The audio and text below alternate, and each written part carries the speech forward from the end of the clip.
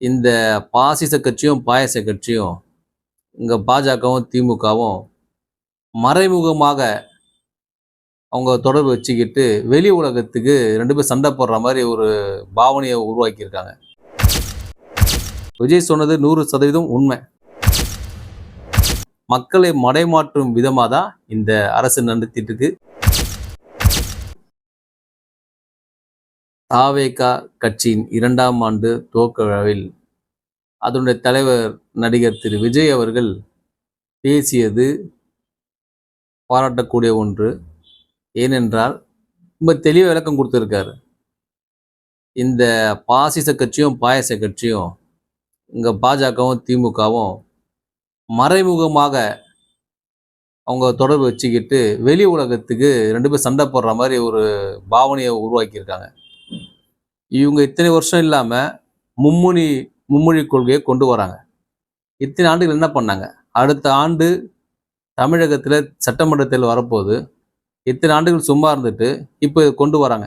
இது என்ன ஆச்சுன்னா, இந்த திமுக ஆட்சியில் நடைபெற்ற இந்த இபி மின்சார வாரியம் உயர்வு பண்ணாங்க, மின்சார கட்டணம் உயர்த்தினாங்க, அது மறந்து போச்சு. சொத்து வரி உயர்த்தினாங்க, அது மறந்துட்டாங்க. கள்ளச்சாராய இறப்புகளை மறந்துட்டாங்க. இது எல்லாத்தையும் மறக்கடிச்சு பிரிந்திருந்தவர்களை, திமுக மீது அதிருப்தி இருந்த மக்களை ஒன்றிணைப்பது போல பாஜகவினுடைய வாக்குமூலம் இருக்குது. இது தேவையில்லாத வேலை. திமுக ஒன்றிணைக்கிறதுக்காக பாஜக செய்யக்கூடிய சூழ்ச்சி, பாஜக செய்யக்கூடிய ஒரு தந்திரம், ராஜதந்திரம். அப்போ இவங்க 2 பேரும் கள்ள தொடர்பா வச்சிருக்காங்க. இந்த வழிதான் தெளிவா சொன்னார். விஜய் சொன்னது 100% உண்மை. நாட்டு மக்களுக்கு நாங்க சொன்னா கூட அது தெளிவா தெரியுமா, புரியுமா என்பது கேள்வி. ஆனா விஜய் அவர்கள் இந்த விஷயத்துல மிக தெளிவாக 2 பேர் நாடகம் ஆடுறாங்க, ஹேஷ்டாக் போட்டுட்டு இருக்காங்க அப்படின்றது பட்ட வருத்தனையா, வெளிப்படையாக, தெல்ல தெளிவாக மக்களுக்கு உணர்த்தியிருக்காரு. உண்மை இதுதான். இப்போ இதன் மூலம் என்ன நடக்குதுன்னா, இப்போ திமுக செய்த எல்லாத்தையும் மறந்துட்டோமா நம்ம? இப்போ என்ன பண்ணுறோம்? எல்லாம் ஒருங்கிணைக்க ஆரம்பிச்சிட்டாங்க. அதிருப்தி இருந்தவர்களாம் ஒருங்கிணைப்பதற்கு நம்மளை வழி கொடுத்த மாதிரி ஆயிடுச்சு. இப்போ திமுக மேலே வெறுப்பில் இருந்தவங்களாம் இப்போ இந்த மும்மொழி கொள்கைக்காக ஒன்றா ஆரம்பிச்சிட்டாங்க. இதுக்கு என்ன ஆகுன்னா, திமுகவின் பலத்தை அதிகரிக்கும்.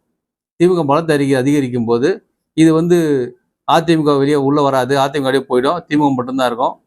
இது இவங்க சண்டை அடிக்கிறேன் ஆனால் அழுகுன்ற மாதிரி கதை தான் இது போய் நிற்கும். இது தமிழக மக்களுக்கு செய்யக்கூடிய மிகப்பெரிய துரோகம். இந்த மும்மொழி கொள்கை 1965 அண்ணாதுரை ஆட்சி காலத்திலேயே இந்திய எதிர்ப்பு போராட்டம்னு வச்சு முடிச்சுட்டாங்க. இதுவரையும் நடக்க முடியாத ஒரு காரியத்தை நடக்கிற மாதிரியே ஒரு பாவலை காட்டி மக்களை மடைமாற்றும் விதமாக தான் இந்த அரசு நடத்திட்டு இருக்கு.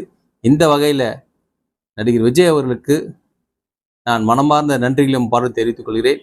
நன்றி, வணக்கம்.